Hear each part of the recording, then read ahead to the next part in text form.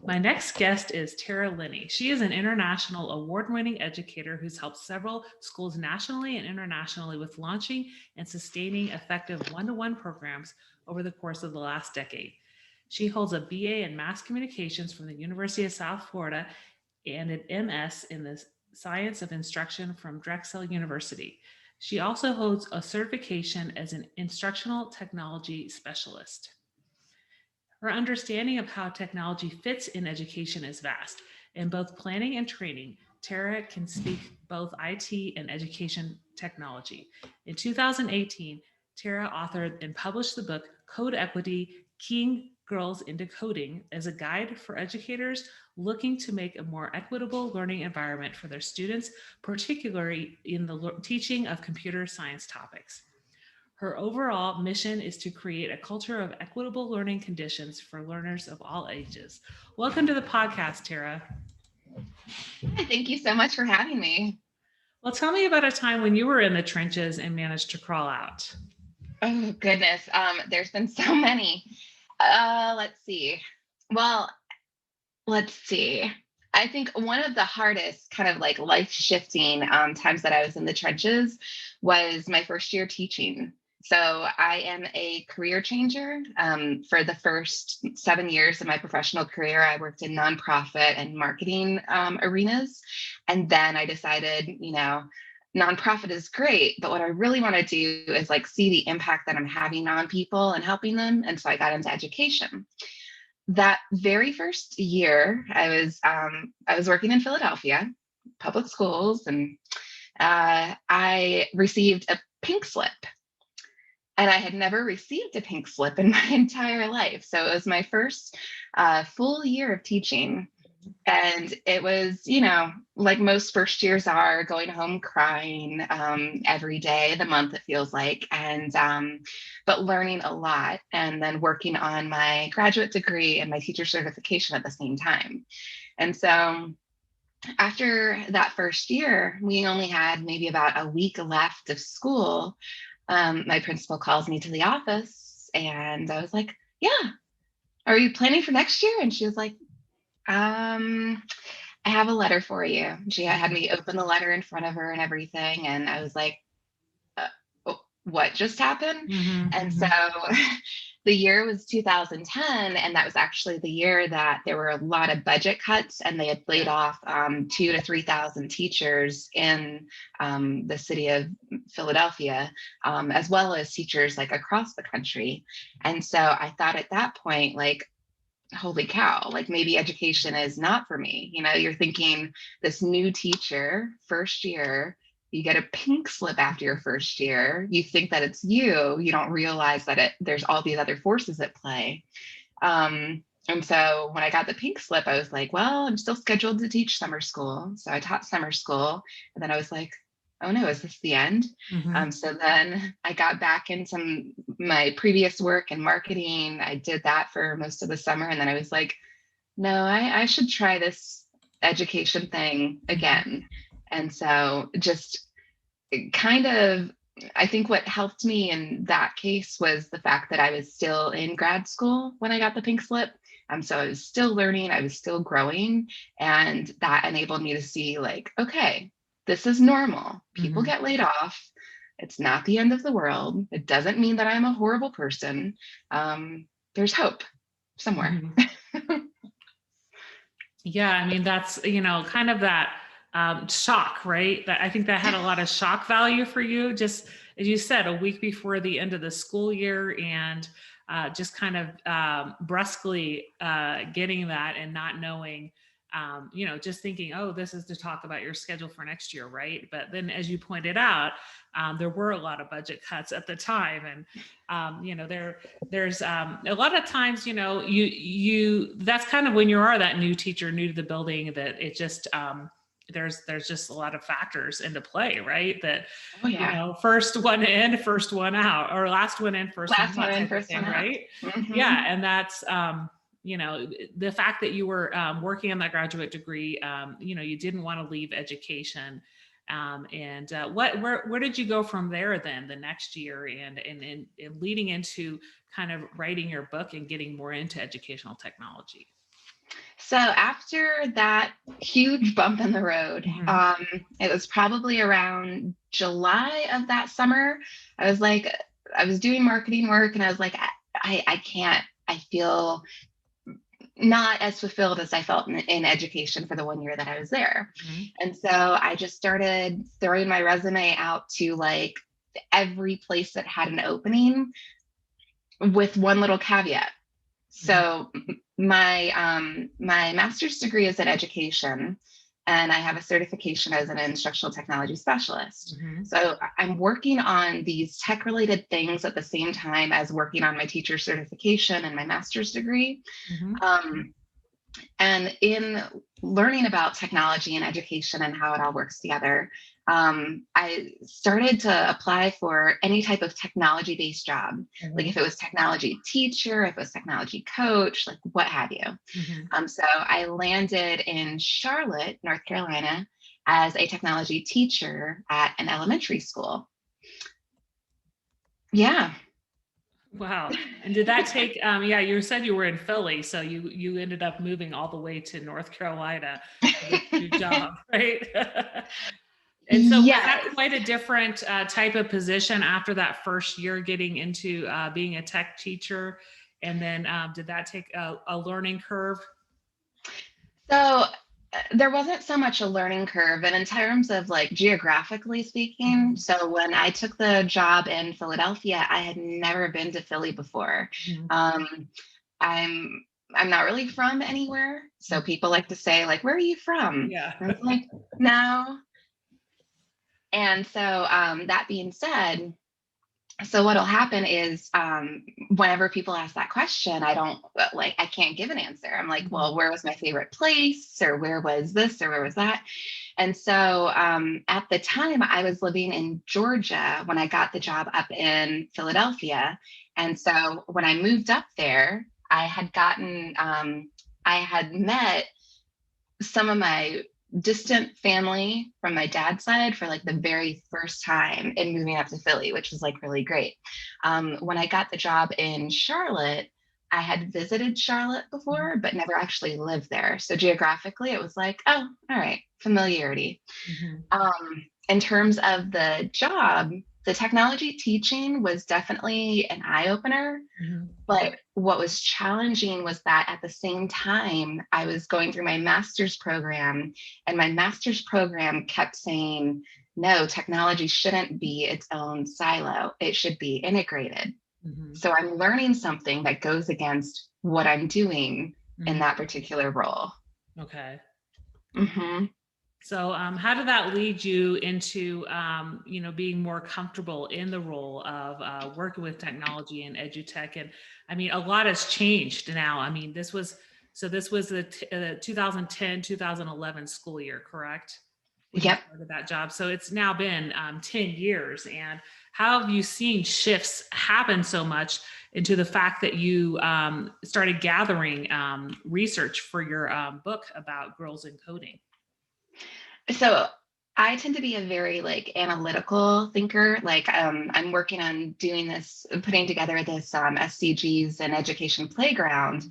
And I was just telling someone, I was like, if it's data, I'll do it. Like if it's a matrix, then I'll do it. And so when it comes to technology and the new advances and keeping up, there's a few different ways. So when I first got into teaching, one of the things that one of my grad school instructors had told the class was that we needed to become ISTE members. And so I've been an ISTE member now for 10 years, and just being connected in that organization where there's hundreds of thousands, okay, maybe 100,000 educators who are sharing in the commons and who are connecting at conferences and things like that.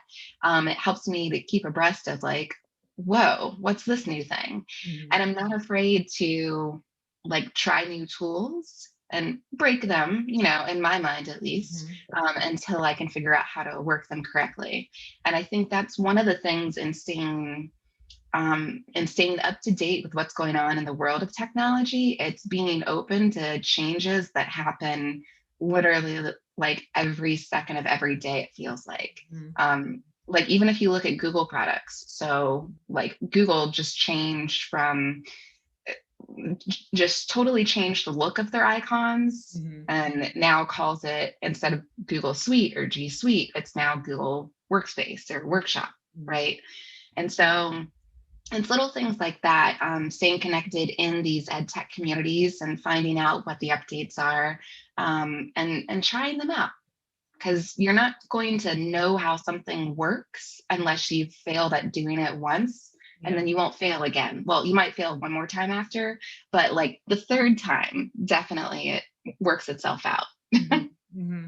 And you talked about being a member of ISTE, and I've spoken, with Sarah Thomas and some other people that we're both connected to on Twitter who are very active in ISTE as well. And I think going to those conferences, right, really gives you kind of an eye up on what are the latest tools and what you can be using. And I think, is it in the spring they have their conferences usually?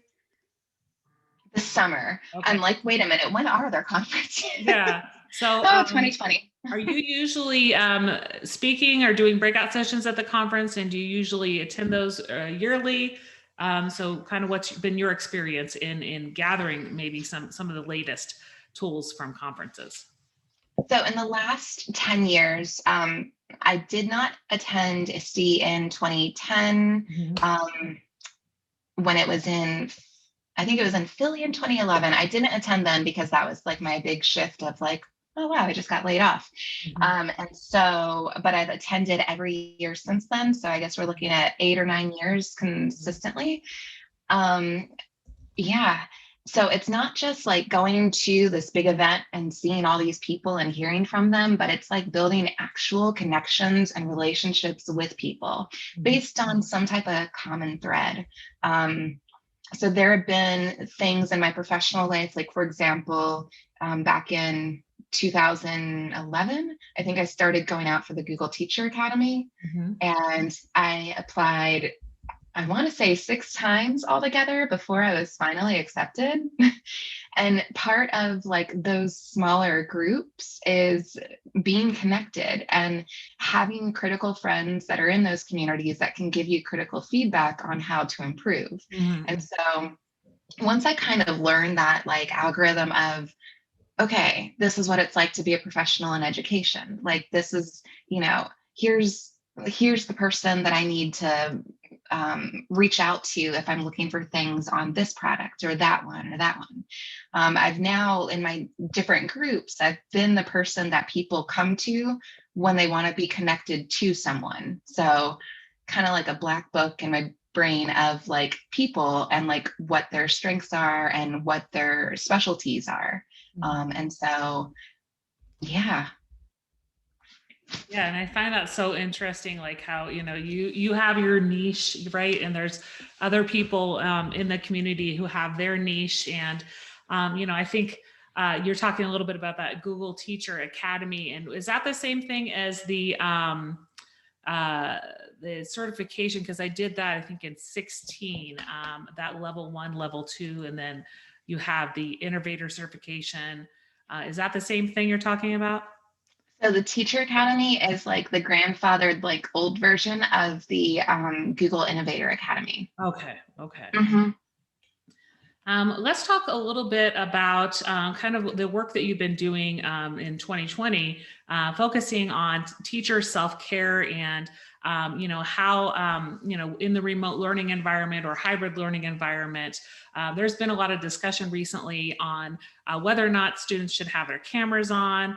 To see whether they're participating. There are a lot of different views on that topic. And what would you advise teachers, especially I think at the secondary level? We're seeing that a lot of students who rarely answer, and unmute, and who don't have their cameras on. So I think that right now, with all of the remote learning going on and with like just the sheer amount of technology being used, having face-to-face is great. When everybody has their cameras on, you can read facial expressions, when they're not on mute, you can hear tone and voice. I think that with this generation of students and in light of everything that's going on in the world, there are different alternatives that we can do. Like, for example, if you're on a video conferencing call, empower students to use emojis and respond in a chat. If they don't feel comfortable using their voice. Like maybe, I don't know, maybe their voice is changing, maybe there's a lot of background sound, who knows what's going on where they are logging in from. And so by using the chat, their voice is still included, but it's just the typed voice instead of the spoken voice. With the cameras on, yeah, the cameras on is tricky because, like, as educators, we want to be able to see what's going on. But as you hear about things that happen in different places, like there was a story about what happened in Florida in a student's home with the camera on with elementary students, and sometimes we need to remember that sometimes students don't live in environments where they want to show everything that's behind them. One of the nice things that we've been seeing this year, especially, is that a lot of these video conferencing tools have started to integrate blur features where you can blur your background or you can change your background without having a physical green screen. And so if it is a background thing, then empower the students to use a different background. And if you're working with students that are like lead by example students, so whatever the teacher does, then they'll do, then maybe as the teacher, change your background and use a virtual background instead of like your physical space. Then that'll get the students to say, oh, I didn't know that that tool existed within this tool, or that that feature existed within this tool. And it empowers them to be able to show their face without showing the setting.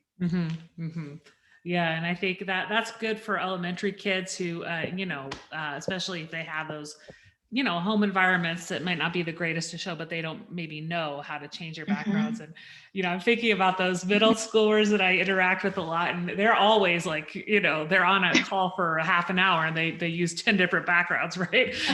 And they sometimes, distract because they're putting like, these little icon-y flashy things in front of their face. So once the kids get to a certain age, they're doing all kinds of silly things with the tech on to show. But it's like it's good when they're showing their face, right? And they can kind of play around with that. But yeah, I think kids are becoming more and more used to what the features are, and I'm glad that these tools, they've recognized kind of what needs to be done when there are a lot of kids using the tool, and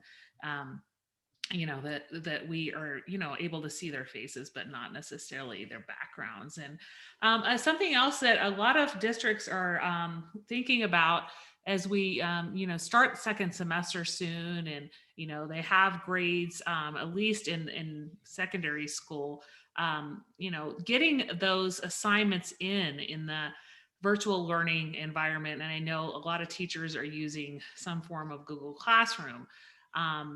But there are a lot of teachers who are dealing with frustrations, and students at the secondary level who just aren't turning in work or engaging, whether it be in those meetings or just engaging with the lesson through the Google Classroom assignment. So what would you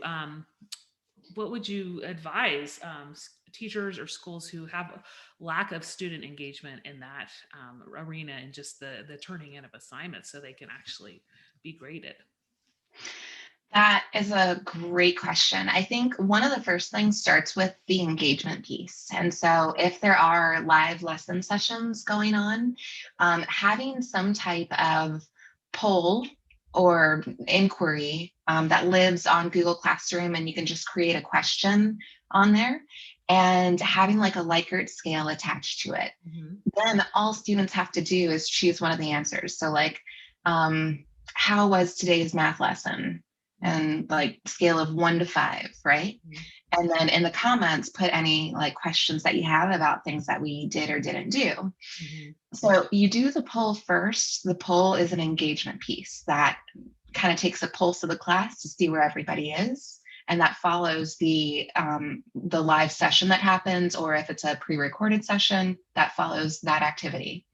Then giving the assignment, because sometimes what's happening is that students will get an assignment, but maybe they didn't attend that live session, or maybe they were checked out, or maybe there were things that they didn't understand, but because the class is only 30 minutes long, they didn't have enough time to get their questions answered. Okay. So there's a number of things that could be going on. Creating an online forum like discussion chat before assigning something allows those different uncertainties to be weeded out first. Then when assigning something, not making it due the same day or even the next day, you give it a deadline of like 3 or 4 days.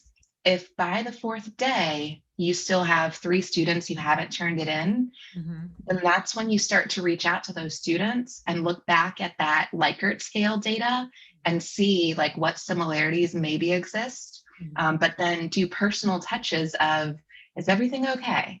And come at it from like a place of empathy and care, knowing that everybody is living a very different life now than one that they've ever lived before. So with that different life, expectations should also change and be just a bit more graceful. Yeah, no, I definitely think, having that a little bit of time to reflect on, what those students' reactions are after the teaching, right? And then assigning something, because I think a lot of teachers are just, boom, boom, boom, put out the assignments, and then you're done with that. You're done with that lesson plan, right? And I think those are great tools for teachers listening to kind of have that reflection time in the Likert scale, and then have those a few days to get the assignment in, because then I think kids have more time to then reflect on what the assignment was about. And especially when you do have class periods that aren't very long, right? And a lot of that time that you're spending during the class period is the SEL time. And, the shorter the class period, the less time you actually get to it, maybe explain an assignment. And that leads us a little bit into just incorporating SEL into the school day. So let's say an elementary school is, remote only, and they're teaching, they have several meetings throughout the day, but let's say it's maybe a total of 4 hours for maybe upper elementary school. How much time during those 4 hours of direct meeting time should they be taking to maybe have SEL activities? And what are some activities that teachers or those mental health providers can be doing with the students? So the time question, that's a great question. When it comes to SEL, kind of like tech, is not something that has to stand by itself. The reason why I say that is because, so technology, it makes sense that at some point it stood by itself because it's this new thing. We didn't have smartphones 20 years ago. Well, 20, 30, I forget. I didn't have one in high school. It was like the Zach Morris phone, all that. And so like that physical aspect, that technology aspect is something that has evolved a lot in the last century. Yeah. Social emotional learning, though, is basically being human. Right? And we've been humans for a longer time than there's been this like new at your fingertips technology. That being said, I think that when it comes to education and when it comes to figuring out how much time to give to SEL, we need to kind of take a step back and remember that there's a humanity layer in education. So it's not, oh, I need to carve out 20 minutes for SEL. Think of it like when you're having a meeting with adults. Think of it like when you call a family member.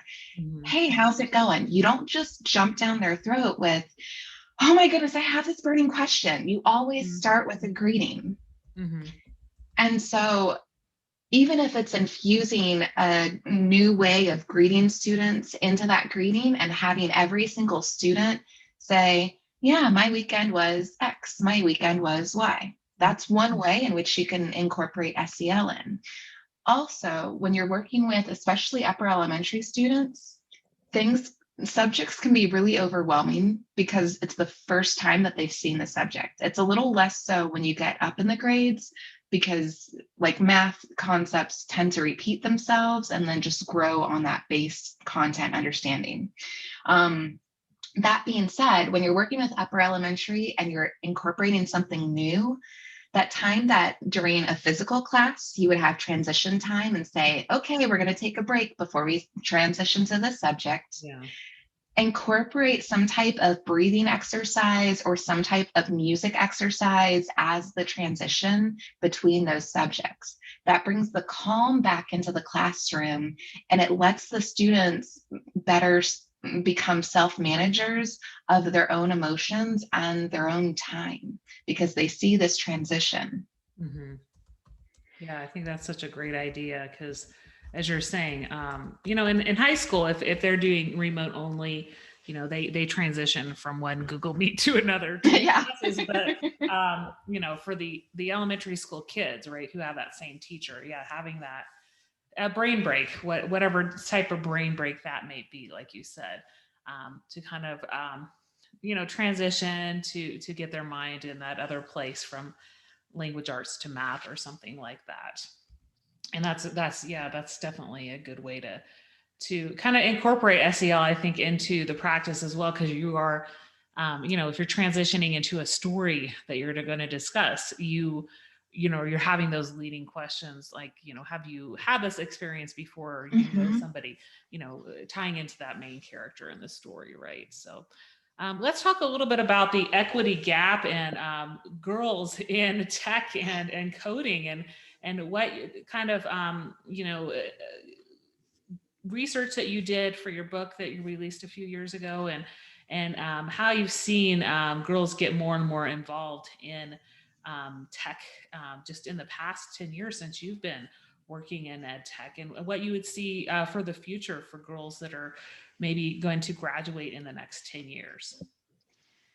Definitely. So when it comes to girls in tech, this is work that I started right after I was in Charlotte.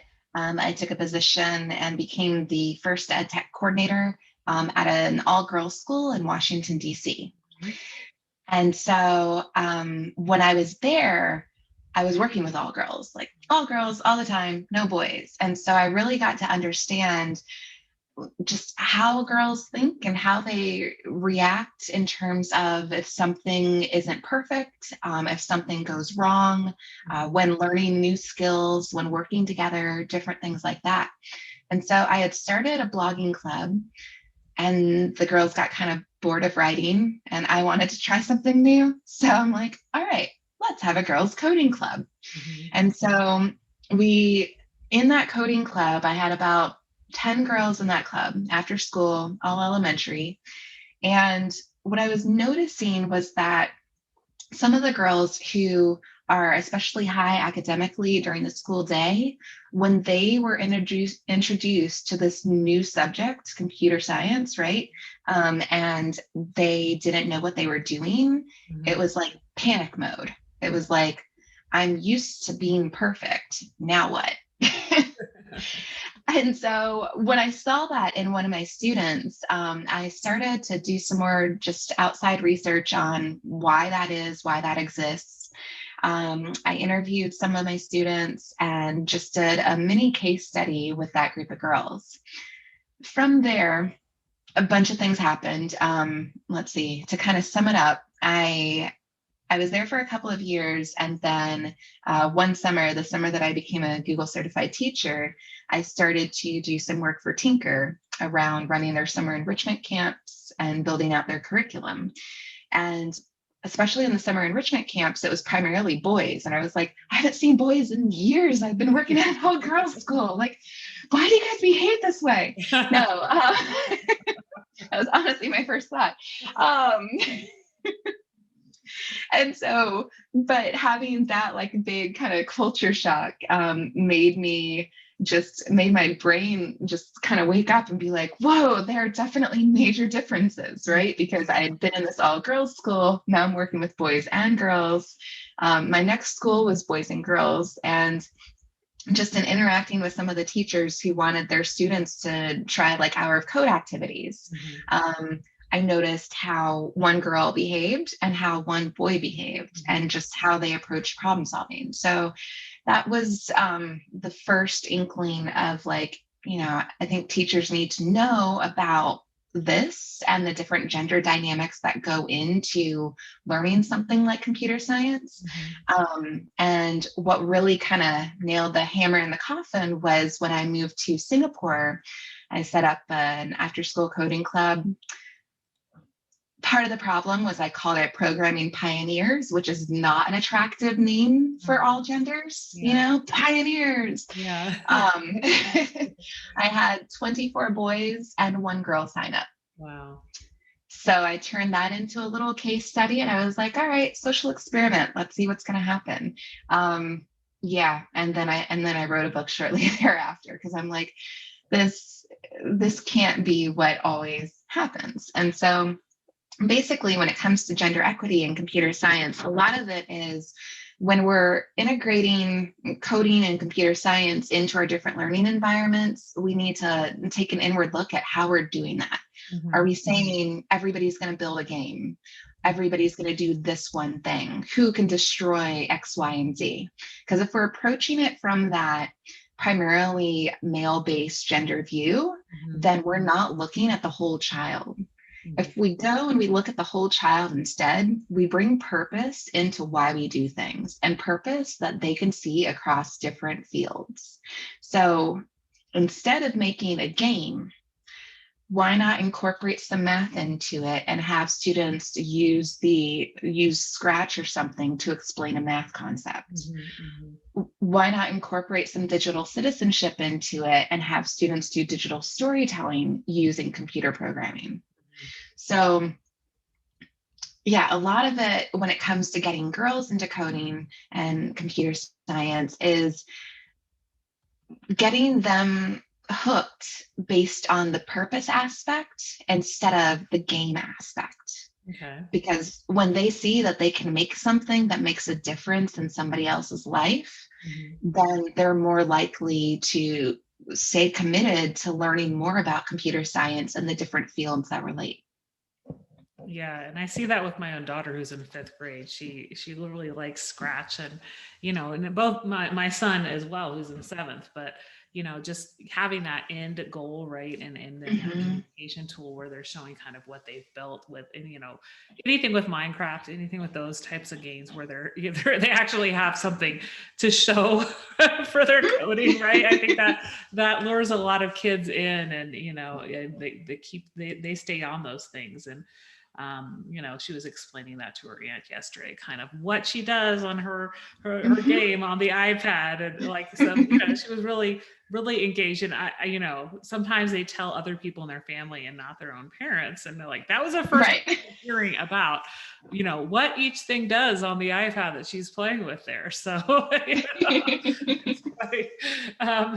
And then we talked a little bit in the pre-chat also as well about the infrastructure, just lack of devices. I think a lot of districts have used, the last 8 months to make sure that they have funding for devices to the families.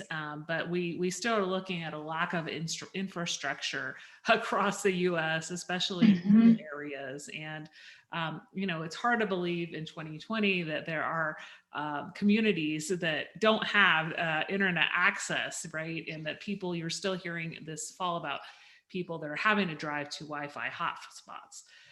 So how would you see that evolving in the next 10 years? Because you would have thought, back 10 years ago that a lot of places would have had this. So is that, because we talked in the spring a lot about just hearing that is like a utility. Everybody should have internet, right? But why is it the case that there are so many rural areas and just areas, even pockets in suburbs that don't have enough infrastructure?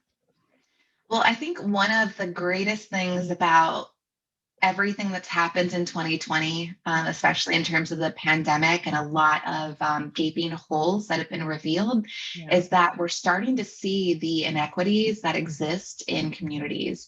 And not even just saying, looking at rural communities compared to urban, but what are the pockets within those urban communities where there aren't enough resources? What are the pockets within the rural communities where there are not adequate resources? Mm-hmm. And some of the great things that I've seen throughout the pandemic is that companies in small towns, in big cities, like across the US, and even across the world to an extent, have started to step up because they see the need for education, and they have started to either purchase devices or purchase hotspots for districts and schools to give out to the students. I've also seen innovations of Wi-Fi equipped buses going out to different communities and being like a little stationary hotspot that also has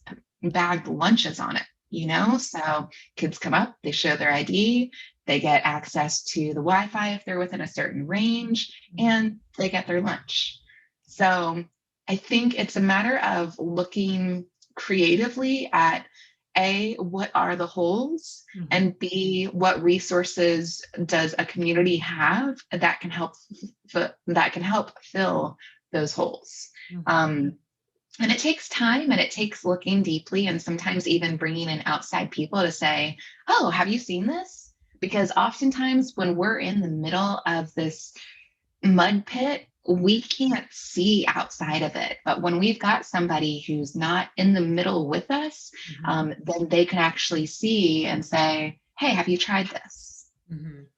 And so I think it's like looking to see what other communities are doing, not even like next door, but maybe a few states away. Like I know there's been a lot, particularly in the Gastonia region of North Carolina, for example, that their community might match one in Colorado. But the innovations that have come out of there could also be something that happens in other similar rural places. Yeah. And I just hope, looking forward, and a lot of us are saying, when students do return fully in the building, when there's enough vaccines and everything, there's still going to be some form of, online learning. I think there's going to be a lot more, blended type learning, and just situations where kids will be needing to access the internet a lot more at home, right?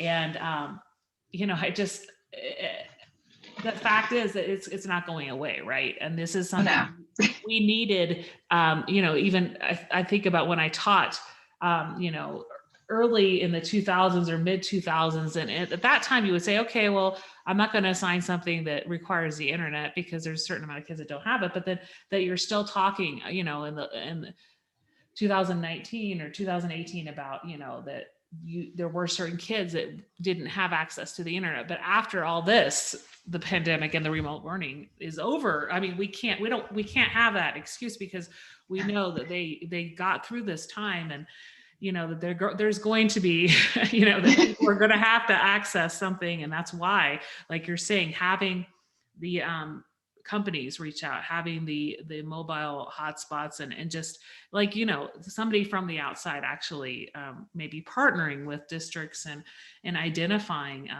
where the need is, right? Because like being in the mud pit, kind of being in the middle of the mess, and just having, like in the spring, everybody going remote, all of a sudden, was kind of a chaotic situation. And there were many districts that just had to make packets and drive them out to students, right? Because they hadn't pre-planned anything, right? But I think after this is all over, I sure hope that there are, more resources, more partnering. Like you said, these multi-million-dollar companies are able to see the just kind of what's happened with the inequities in education, and that we're able to get internet resources. I would hope by at least 2023 or 25, right, to like have that across the board for students, right? So Yeah, and I think like by 2025, that is definitely going to be the year where we'll see a full evolution of what education is, because at this rate, I mean, the pandemic has been going on for the better portion of a year. In a few months, it will have been a full year. Yeah. And like you're saying, like we can't go back. Like Yeah. there is no back. There's only how can we do more, not necessarily with more technology, but like how can we do more in terms of equity and SEL Yeah. now and in the future, because the humanity aspect is going to be needed more than anything else. If you've read Ready Player One, Ready Player Two just came out. I just got my copy, super excited. One of the things that, even though it's a fiction book, Mm-hmm. you read it, you get goosebumps. Mm-hmm. I mean, it was written in 2011, and you're like, oh, that chapter where celebrities become presidents. Like, goodness, he wrote the future. Um, but I'm very interested to see what Ernest Cline has written in Ready Player Two, because just in reflecting on everything in Ready Player One, for example, a lot of what is described in the education world in that particular book of fiction, Mm-hmm. I think is what we're going to start to see in a certain way, maybe not with the full bodysuits until about 2030, Yeah. but the full-on connectedness and the more global interaction aspect that technology brings. Mm-hmm. Mm-hmm. Yeah. And it kind of makes me think of like I worked in a new building back in 2008, and they had, you know, their connectivity, and like just they had like I remember like an auditorium, like it was like a mini auditorium, but you could bring your class in and you could do calls, Mm-hmm. over Skype. That was pretty much all there was in 2008 at the time, with classes in Singapore or across the world. And there were several teachers that took part in those type of just kind of virtual learning sessions with other schools throughout the world. But that's been available to schools that have connectivity. But that's something that I hope we're going to take a lot more advantage of, post pandemic, as well as to integrate some of our learning with either those guest speakers that are across the world, or having those school maybe sister classes, right, that are working with us, and that are having the same lesson, and they're experiencing things and telling us about a science experiment that they were doing in Australia or something like that. Because Right. getting bringing the world closer together that way, right, will be so great for students. And I think a lot more teachers through the pandemic, if they weren't comfortable with tech tools already, have definitely learned a lot. And hopefully will not just have that fall by the wayside post pandemic, right? So Oh, yeah. Like everything that's being learned now, it might have to be unlearned for something new, or like the updated version of the new thing. Mhm. But like all the tech things that are being now are going to be, it's like kind of evergreen, like they're going to be necessary, Yeah. and they're going to have updates that come with them. But yeah, it's not like a one-time learning experience really for anybody, because even if we look at the impact that it's having on students, these tools that we're using, especially high school students, right? If we're doing a bunch of Zooms or Google Meets or using Slack or anything like that, those are all tools that they'll see in the professional world, or they'll see when they go to college. Yeah. So they're becoming versed on it while we're becoming versed on it. And I think that's totally fine. That's what learning is all about. Mm-hmm. Mm-hmm. Yeah, and also I think one thing that's been pointed out a lot, especially for those kids in middle school and high school level, are just that uh, being, appropriate behaviors, and kind Mhm. of that politeness, and just kind of even when you're email communications, right? If everything's being a digital communication, a lot of those high school kids weren't really maybe as professional or school appropriate in the beginning of the pandemic. And I think that's something Mhm. that's a lot of teachers have taken some time to kind of explain some of those behaviors, and that's something that they'll take with them as well to college. just kind of what's that acceptable, email communication behavior, and, that all ties into digital citizenship as well. But I Oh think yeah. kids have had that wake up call, right, as to, what you can say and those type of things. So out of everything we've discussed today, what's one thing in particular you'd like listeners to remember? I think it's pretty simple. Just breathe and remember that we're all human. And so when we interact with one another, when we interact with our students, let's use a little empathy and think of what it's like when we're really stressed out and we miss a deadline, or when we don't get something right. And we need to turn that empathy on for our students more now than ever before. Because when they see us responding to them through a lens of empathy, then they're going to pass that on to the people that they interact with in their lives. Mm-hmm. Yeah, I think that's a great point to end with. Where can people find you online and connect with you? Everywhere. So I'm on Twitter at Tara Linney. My organization is TL Specialists, and it's just at tlspecialist.com. Yeah, those are my main places. I've got an Instagram. I'm not really on it that much. And LinkedIn. Okay, great. I'll put those in the show notes. And I thank you so much for taking the time to talk with me a little bit about your experience in the ed tech world and some of the tips and tools that you've given to other educators. Have a great rest of your day. Thank you.